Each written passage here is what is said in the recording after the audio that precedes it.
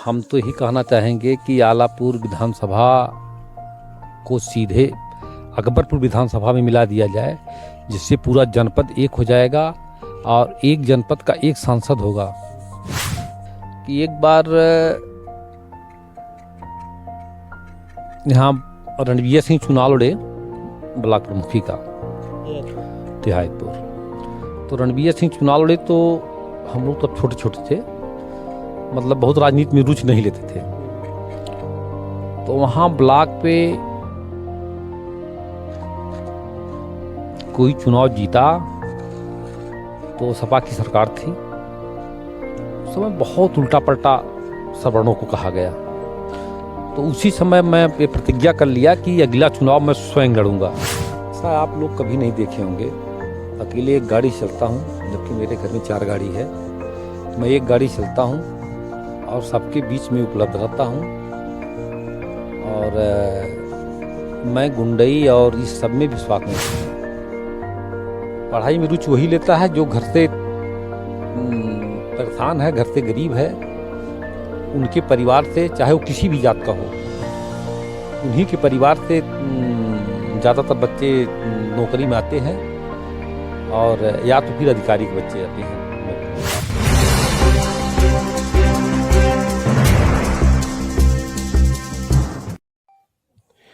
नमस्कार, आप देख रहे हैं अयोध्या भारती के एक नए एपिसोड जीवन गाथा। आज हमारे साथ अरविंद सिंह जी हैं, जो पूर्व ब्लॉक प्रमुख हैं और क्षेत्र के जाने माने व्यक्तित्व हैं। आइए इन्हीं से इनका कुछ परिचय लेते हैं। अरविंद सिंह जी, अपना थोड़ा सा कुछ परिचय बताइए। मैं अपने जीवन में 2005 में करीब यहाँ ब्लॉक प्रमुख की सीट जब सामान्य हुई, सामान्य महिला, तो हमारी मैडम ने चुनाव लड़ा और चुनाव अच्छे मतों से हम यहाँ चुनाव जीते। फिर 5 साल बाद फिर सामान्य सीट हुई, सामान्य पुरुष की सीट हुई अनारक्षित, उसमें फिर मैं चुनाव लड़ा। फिर मैं 2/3 मतों से ब्लॉक प्रमुख का चुनाव जीता। और उसके पहले हमारे बाबूजी रहे स्वर्गीय श्री गुलाब सिंह जी, 10 साल वो भी प्रमुख रहे यहाँ से। और शैक्षिक जो शिक्षा दीक्षा कैसी, शिक्षा दीक्षा क्या हुई? शुरुआत कहाँ से हुई? इंटर, 10th और ग्रेजुएशन ये सब कहाँ से हुआ? हाई स्कूल तो हम Indaipur, SN inter college Indaipur है, वहाँ से किया। और बीए, इंटर और बीए की परीक्षा हम कुलसा डिग्री कॉलेज है, वहाँ से आजमगढ़ में पढ़ता है, वहाँ से बीए ज्योग्राफी, हिंदी और संस्कृत से। ऐसा जैसा आपने बताया कि आपके पिताजी भी पूर्व ब्लॉक प्रमुख थे, मतलब पारिवारिक राजनीति में आप लोग इन्वॉल्व हैं। अब यहाँ की सारी सीटें सुरक्षित हैं, लोकसभा भी सुरक्षित थी, विधानसभा भी सुरक्षित है। लोकसभा पिछली पंचवर्षीय से एक विधानसभा जहाँ आलापुर और 4 विधानसभा नदी उस पार जो हम लोगों से एकदम कटाप रहती है, जिसमें एक विधानसभा गोरखपुर जनपद में पड़ती है, 3 विधानसभा संत कबीर नगर में पड़ती है। इस तरह से हम लोगों का दुर्भाग्य है कि 3 जिला 3 कमिश्नरी में हमारी लोकसभा बटी हुई है। इसके लिए कुछ सरकार को आप सरकार से कुछ आप करते हैं कि मतलब एक जनरल सीट हो जिससे सभी लोग यहाँ इस क्षेत्र का, आलापुर क्षेत्र का विकास हो पाए? हम तो यही कहना चाहेंगे कि आलापुर विधानसभा को सीधे अकबरपुर विधानसभा में मिला दिया जाए, जिससे पूरा जनपद एक हो जाएगा और एक जनपद का एक सांसद होगा, न कि 3 3 जनपद मिला के हम लोगों का एक सांसद होता है और सांसद नदी उस पार का होता है। कभी मुलाकात भी नहीं होती, कभी लोग आते भी नहीं हैं। तो हमारी तो ही सरकार से गुजारिश है कि आलापुर विधानसभा को अकबरपुर विधानसभा में मिला दिया जाए और अकबरपुर जिले की मतलब अम्बेडकर नगर जिला संपूर्ण एक लोकसभा हो जाएगी और इस आलापुर को काट के वहाँ संत कबीर नगर में मिला दिए और अकबरपुर में एक विधानसभा मिला दिए फैजाबाद का गोसाईगंज। तो फैजाबाद सब पूर्ण हो जाता और ये अपना जिला संपूर्ण हो जाता है।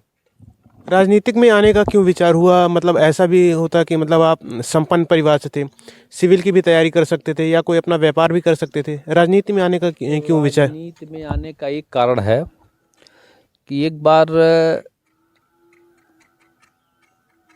यहाँ रणवीर सिंह चुनाव लड़े ब्लॉक प्रमुखी का तिहायतपुर। तो रणवीर सिंह चुनाव लड़े तो हम लोग तब छोटे छोटे थे, मतलब बहुत राजनीति में रुचि नहीं लेते थे। तो वहाँ ब्लॉक पे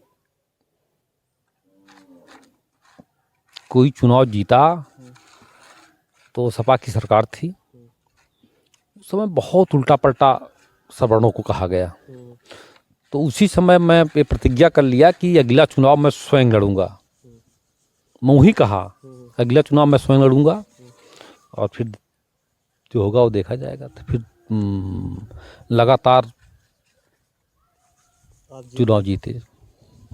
ऐसा भी कहा जाता है जो ब्लॉक प्रमुखी का चुनाव होता है वो पैसे के दम पे और बंदूक की नोक पे होता है, ऐसा कहा जाता है। ऐसा आप कहीं समाज में या कहीं क्षेत्र में कोई कहने वाला नहीं मिलेगा कि किसी के साथ हम लोगों के द्वारा कोई अन्याय हुई हो और कोई जोर जबरदस्ती हुई हो। और कोई काम पैसे वाले तो बहुत हैं, पैसे वाले तो देश में टाटा बिरला कौन कौन लोग हैं। आज मोदी जी और जोगी जी मुख्यमंत्री और प्रधानमंत्री न होते अगर पैसे के बल पे ये सब चुनाव जीता जाता तो।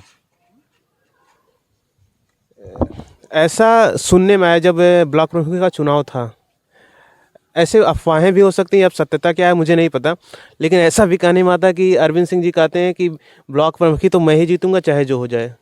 ऐसा कुछ नहीं है। मैं अपने व्यवहार के दम पे मैं बोलता हूँ कि मैं चुनाव लड़ता हूँ तो मेरे साथ 10,000 पब्लिक खड़ी रहती है। वो किसी के दबाव में नहीं खड़ी रहती है।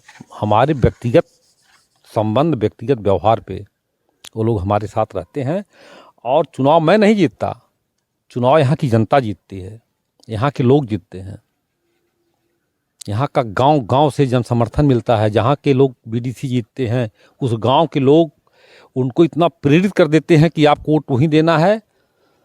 तो वो लोग गांव की जनता, क्षेत्र की जनता के नाते हम चुनाव जीतते हैं। उन लोगों के का भी मैं आभार व्यक्त करता हूँ। कौन सी पार्टी का समर्थन कर रहे हैं आप? क्योंकि यहाँ पे चेयरमैन का चुनाव होने वाला, काफ़ी गर्म माहौल है, सभी पार्टी अपना दांव पेच आजमा रही हैं। तो कौन सी पार्टी का समर्थन कर रहे हैं आप? अब हम तो सारे चुनाव निर्दल जीते और जो अच्छा व्यक्तित्व वाला रहेगा हम लोग उसका समर्थन करेंगे। और फिर हमारे यहाँ से दूरी भी है, राज सुल्तानपुर भी दूरी है, जहांगीरगंज भी दूरी है और 6 से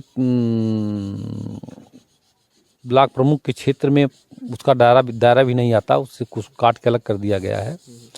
अब देखिए कैंडिडेट कौन आता है, कैसे आता है। नहीं, आपका पर्सनल ओपिनियन कौन सी पार्टी आप पसंद कर रहे हैं? भाजपा पसंद कर रहे हैं, सपा पसंद कर रहे हैं, बसपा पसंद कर रहे हैं, कांग्रेस पसंद कर रहे हैं? नहीं, पसंद तो भाजपा है। भाजपा जो कार्य जिस समय कर रही है, आप इसके पहले आप देखे होंगे कि हमारे ही क्षेत्र में आए दिन लूट होती थी। आए दिन राजे सुल्तानपुर से लेके निकसपुर तक, राजे सुल्तानपुर से लेके सिंघलपट्टी तक, उधर माझा बेल्ट में आए दिन, एक आध दिन भले नागा चला जाए, नहीं तो रोज किसी की मोटरसाइकिल छीनी गई, किसी का पैसा छीना गया। तो इस नाते इस नाते भारतीय जनता पार्टी का काज ठीक है। जोगी जी अच्छे काम कर रहे हैं, उनका समर्थन करते हैं। आप अपना आगे का राजनीतिक जीवन कैसे देख रहे हैं? मतलब आगे आपका क्या है? ब्लॉक प्रमुख ही लड़ेंगे कुछ की, और आगे पद देख रहे हैं आप? अब आगे के पद के लिए विधानसभा का चुनाव हम लोग लड़ते, लेकिन विधानसभा सुरक्षित है। अगर विधानसभा सामान्य होगी तो मौका मिलेगा, चुनाव लड़ेंगे। टिकट से या निर्दल? नहीं, टिकट से लड़ेंगे, पार्टी लड़ेंगे। क्योंकि सीट जैसे सामान्य होगी काफ़ी दावेदार हो जाएंगी, क्योंकि आप भी ब्लॉक प्रमुख हैं और कई लोग भी ब्लॉक प्रमुख होंगे, जिलाध्यक्ष होंगे, उप जिलाध्यक्ष होंगे, काफ़ी लोग होंगे। टिकट पाना मुश्किल होगा आपके हिसाब से? अब टिकट पार्टी, जिस पार्टी से टिकट मांगा जाएगा उस पार्टी एक तो ये भी देखेगी ना क्षेत्र में कौन आदमी हमेशा उपलब्ध है, सबके बीच में कौन आता जाता है, और पब्लिक किसका समर्थन कर रही है। तो वो लोग भी तो यही देख के देते हैं लड़ने के लिए। ऐसा भी देखा जाए जैसे कोई ब्लॉक प्रमुख बन गया, कोई जिलाध्यक्ष बन गया, और कोई भी मतलब एक नेता के पद पे पहुंच गया, तो उनको देखा जाए तो मतलब अच्छा खासा काफिला लेके चलते हैं। थोड़ा सा उनका रौब होता है कि हाँ कोई उनके खिलाफ बोलेगा नहीं, बोलेगा तो उठवा लिया जाएगा, ऐसा सब होता है। तो इस पर आपका क्या विचार है? ऐसा आप लोग कभी नहीं देखे होंगे। अकेले एक गाड़ी चलता हूँ, जबकि मेरे घर में 4 गाड़ी है। मैं एक गाड़ी चलता हूँ और सबके बीच में उपलब्ध रहता हूँ, और मैं गुंडई और इस सब में विश्वास नहीं रखता, कभी नहीं। न काफिले से चला हूँ, न कभी 10 लोगों के साथ चला हूँ। आपके हिसाब से नेता की परिभाषा क्या है, कि जो आपके हिसाब से एक सही नेता की परिभाषा क्या है? सही नेता वही है जो समाज के लिए काम करे, क्षेत्र के लिए काम करे, सरकार से परियोजनाओं को ला करके क्षेत्र में विकास करे, वही असली नेता है। जैसे आपने बताया कि आपके पिताजी श्री वो भी ब्लॉक प्रमुख थे, आप भी ब्लॉक प्रमुख थे पूर्व, और ऐसा सुनने में आता है जो इस समय ब्लॉक प्रमुख हो आपके ही कैंडिडेट हैं। आगे आने वाली पीढ़ी में क्या आपके परिवार से कोई ब्लॉक प्रमुख होगा, या इस पे आपका क्या विचार है? तो समय बताएगा ना, समय बताएगा आगे वाली पीढ़ी में या आगे वाले समय में कौन सी सीट होगी, क्या होगा, कैसे होगा, तो समय बताएगा ना कि आरक्षण क्या बनता है। इसमें तो आरक्षण बार बार बदलता है ना। और आप राजनीति में काफ़ी टाइम से एक्टिव हैं, मतलब आप जैसे आपने बताया अपनी कहानी कि ब्लॉक पे कुछ ऐसा हुआ था कि जो सवर्णों को बहुत ज़्यादा अभद्रता से पेश किया, अभद्रता का व्यवहार किया गया, ऐसा आपने कहा। और ऐसा भी देखा जाता है कि सवर्णों को अब एक तरह से बाइकआउट किया जा रहा है, मतलब ना आरक्षण ठीक ठाक मिल रहा है, सवर्ण धीरे धीरे पीछे होते जा रहे हैं, और आरक्षण के कारण जो पिछड़ी जातियां हैं आगे होती जा रही हैं। इस पे आपका क्या विचार है? क्योंकि ना गवर्नमेंट जॉब जल्दी मिल रही है सवर्ण वालों की, ना कहीं पे गवर्नमेंट योजना में उन्हें लाभ मिल रहा है, ऐसा इस पे आपका क्या विचार है?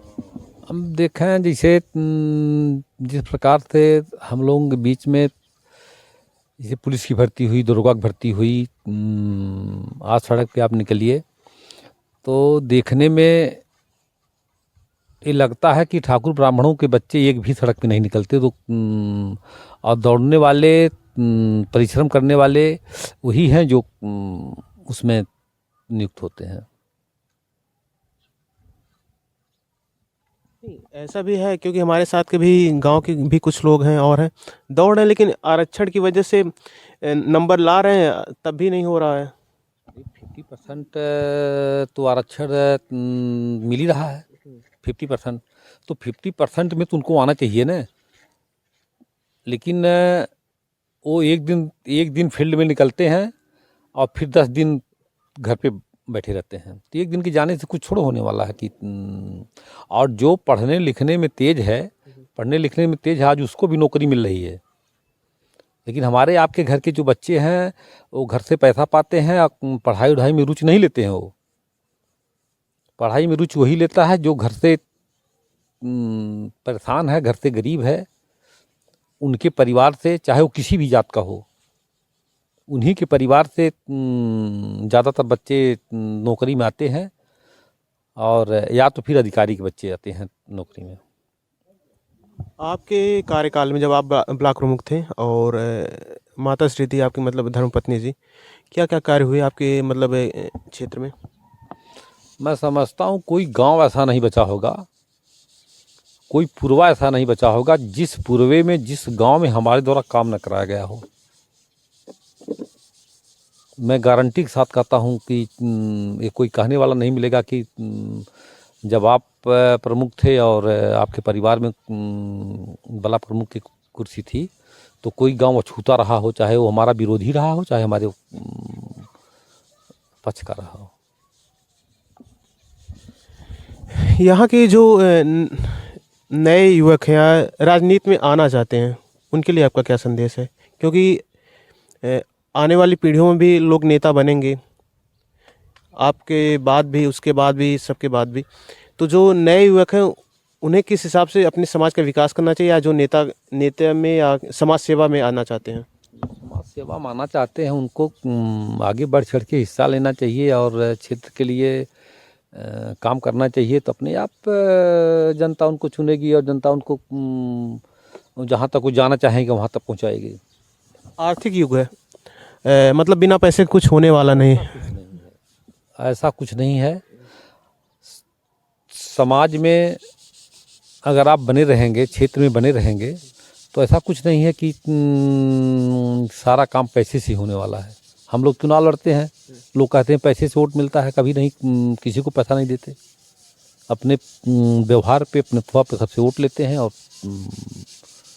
चुनाव जीत के आते हैं। जनता को आप क्या संदेश देना चाहते हैं?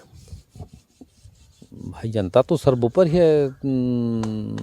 हम लोग जनता के सुख दुख में रह करके सारा काम करते हैं और जनता हमारे लायक जो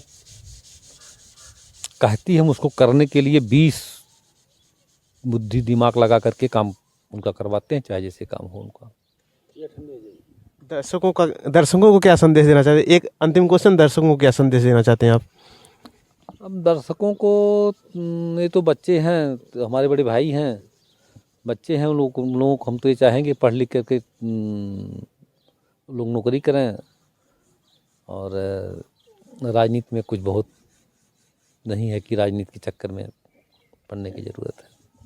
क्यों राजनीति में अपमान भी मिलता है क्या? क्यों आप कह रहे हैं राजनीति में पढ़ने की जरूरत नहीं है? जैसे अगर लड़का नौकरी कर रहा है तो अपने को भी एक कत्वा होता ना कि गर्व होता है कि हमारा बच्चा सर्विस कर रहा है, अच्छी नौकरी में है और सुकून की ज़िंदगी। इसमें तो बहुत सुबह से लेकर शाम तक, रात तक परेशानियाँ उठानी पड़ती है। बहुत बहुत धन्यवाद आपका कीमती समय देके। मिलते हैं एक नए एपिसोड के साथ, एक नए व्यक्तित्व के साथ। देखते रहे अयोध्या भारती। धन्यवाद।